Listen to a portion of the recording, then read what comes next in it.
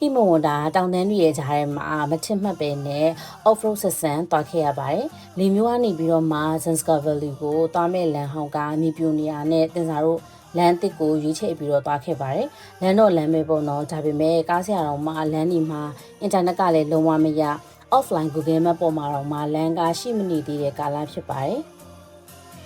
ဘေးမှာတော့ရေစီးတော်တော်လေးကိုတန်တဲ့ Zanskar မြစ်ရှိပါတယ်။မြစ်ရိုးတစ်လျှောက်မှာကမ္ဘာအမြင့်ဆုံး rafting point ရှိတယ်ပေါ့နော်။ရက်ရှည် rafting လုပ်ကြတာမျိုးပေါ့။လမ်းကတော့မြေသားလမ်းအခြေအနေပဲရှိသေးတာမို့တကယ်ကိုတုံခါနေအောင်မောင်းရတဲ့ off-road စစ်လမ်းတစ်ခုဖြစ်ပါတယ်။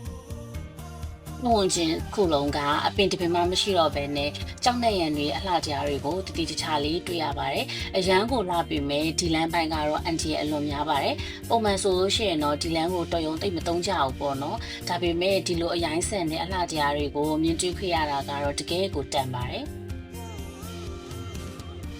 ကားပေါ်ရောက်တာနဲ့အိတ်တက်တဲ့တင်းစားလိုလူတော်မှာလုံးဝအိမ်မငိုက်ပဲနဲ့ဘေးပတ်ဝန်းကျင်ကိုငေးမောကြည့်နေမိတဲ့အထီကိုအိန္ဒိယမြောက်ပိုင်းကတိတ်ကိုလှပါတယ်။